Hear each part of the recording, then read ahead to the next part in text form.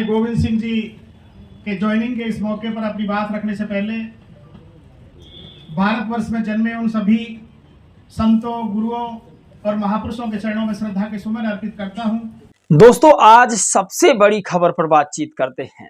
सबसे बड़ी खबर मतलब सबसे बड़ी खबर, बहुजन समाज पार्टी में आज कई लोग शामिल हुए हैं और ये कारनामा जयपुर में हुआ है। जयपुर में जो लोक जनशक्ति पार्टी है उसके जो पूर्व प्रदेश अध्यक्ष हैं वो और अपने तमाम कार्यकर्ताओं को, सैकड़ों युवा साथियों को लेकर के बहुजन समाज पार्टी में शामिल हुए हैं।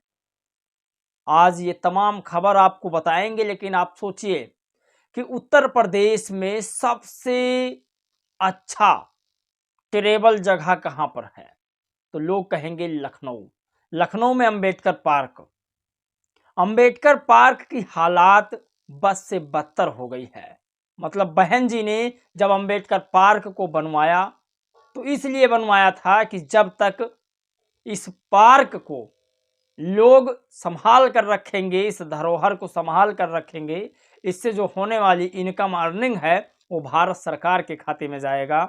लेकिन पैसा तो भारत सरकार के खाते में जा रहा था, लेकिन उसकी मरम्मत, उसकी देखभाल नहीं हो पा रही थी। लेकिन एक फैसला आया है, बीएसपी प्रदेश अध्यक्ष विश्वनाथ पाल ने कल एक बयान में कहा कि इस अंबेडकर पार्क की बहुत जल्द मरम्मत होने वाली है। आप कल्पना नहीं कर सकते। तो ये मरम्मत कौन करवाएगा? क्या बीजेपी के नेता करवाएंगे या खुद बहुजन समाज पार्टी करवाएगी? इस बारे में बातचीत करेंगे। लेकिन वही सबसे बड़ी खबर है, आपको समझना होगा कि बसपा का जो आंदोलन था, उस आंदोलन की वजह से एक नई क्रांति पैदा होने जा रही है, ये भी आपको बताएंगे। लेकिन अखिलेश यादव का एक बड़ा बयान आया है डॉक्टर मनमोहन सिंह को लेकर के, वो भी आपको हम बताएंगे। एक ट्विटर पर यूजर्स हैं, निजी क्षेत्र में आरक्षण लागू करो, इनका ट्विटर एक्स नाम है। इन्होंने क्या लिखा अखिलेश यादव के लिए, वो भी आपको बताएंगे।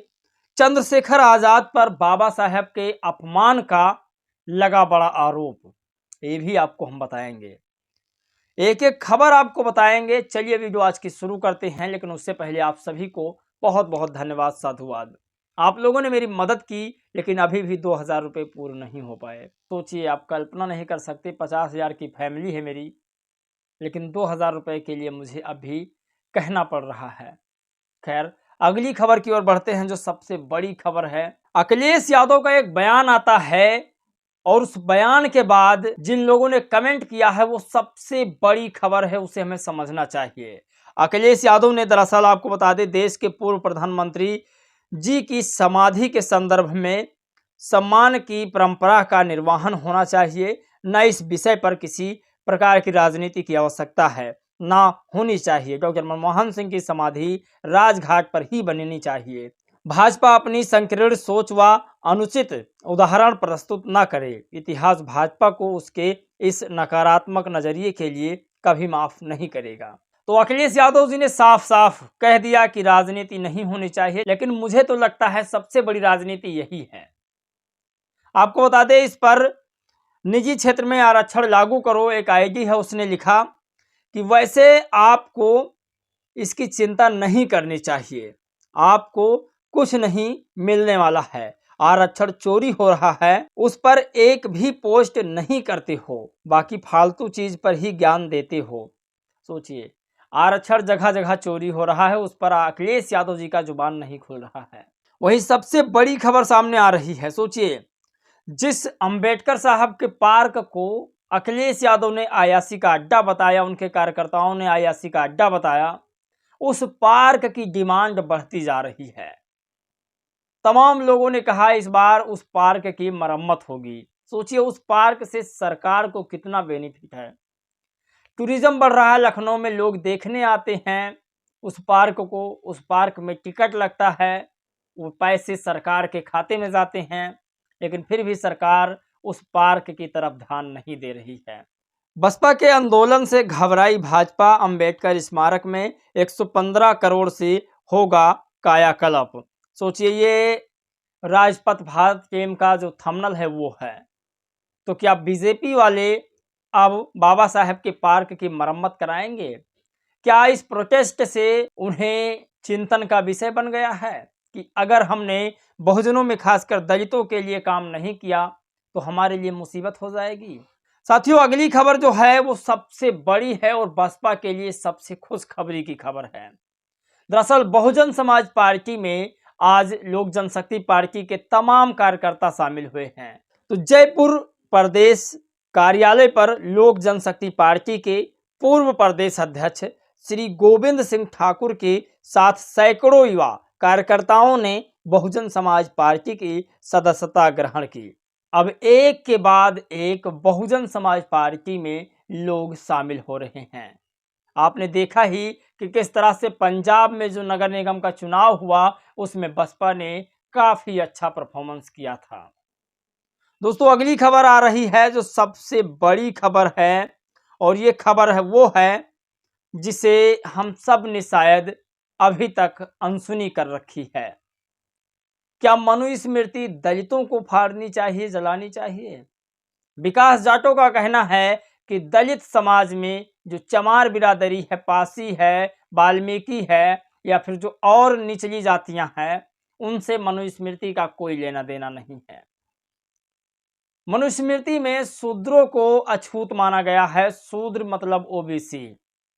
ये विकास जाटव का कहना है और ये लिखते हैं कि मनुस्मृति बाबा साहेब ने नहीं बल्कि उनके दोस्तों ने जलाई थी जो ब्राह्मण थे। अब मुझे इस तरह की कोई जानकारी के बारे में अभी कोई जानकारी नहीं है, लेकिन जो भी विकास का कहना है आप लोग देख सकते हैं। मनुस्मृति का सीधा संबंध शूद्र अर्थात ओबीसी यादव अखिलेश यादव से है। और जो लोग मायावती जी को कहते हैं कि वो मनुस्मृति क्यों नहीं जलाई, वो अखिलेश यादव को कहें कि मनुस्मृति उन्होंने क्यों नहीं जलाई। साथियों, ये तो खबर है, लेकिन अगली खबर जो है वो सबसे बड़ा खबर है, दिल दहला देने वाली खबर है। जब से योगी जी की उत्तर प्रदेश में सरकार आई है तब से लूट, हत्या, रेप, मर्डर कांड बढ़ता गया है। कभी वाराणसी, कभी अयोध्या, कभी उज्जैन, तो कभी कहां हर धार्मिक मंदिरों में, हर मठों में ऐसे दुष्कर्म के मामले सामने आते रहे हैं। IBN न्यूज लिखता है अयोध्या में 18 साल की नाबालिग लड़की से दुष्कर्म, निर्मम हत्या कर दी गई और लाश को एक बोरी में भरकर फेंक दिया गया। ये तमाम बड़ी खबर है जो यूपी से आ रही है। यूपी बन चुकी है अब अपराधों की नगरी, ऐसा तमाम ट्विटर पर लोग लिख रहे हैं। आप कल्पना नहीं कर सकते, लगातार बीजेपी की सरकार बनती जा रही है, इससे कानून व्यवस्था खराब होता जा रहा है। मेरा जो व्यक्तिगत मानना है कि सरकार को 5 साल में बदलना चाहिए ताकि वो पब्लिक के हिसाब से काम कर सके। किसी की भी सरकार हो, सपा, बसपा, भाजपा इत्यादि, इस देश की जो भी पार्टियां हैं उन पार्टियों को हर 5 साल में मौका मिलना चाहिए ताकि वो उनसे बेहतर करने की कोशिश करें। अगर कोई एक ही पार्टी को बार बार चुनाव में लाता है, जितवाता है, तो वो अपने मनमानी से काम करती रहेंगी। अगली खबर है कि क्या वाकई में चंद्रशेखर आजाद को बाबा साहेब का अपमान नहीं लगा? ये सबसे बड़ा विषय है। अगर मानक गुप्ता जी चंद्रशेखर से पूछ रहे थे कि क्या 11 सेकंड के क्लिप में अमित शाह के बयान पर आपको लगा कि बाबा साहेब का अपमान हुआ है, तो उन्हें अगर लगता कि बाबा साहेब का अपमान हुआ है तो वो कहते। वो दुनिया भर की गोल मटोल बातों को शायद कह रहे थे, तो इससे लगता है कि उन्हें लगता है बाबा साहब का अपमान नहीं हुआ है।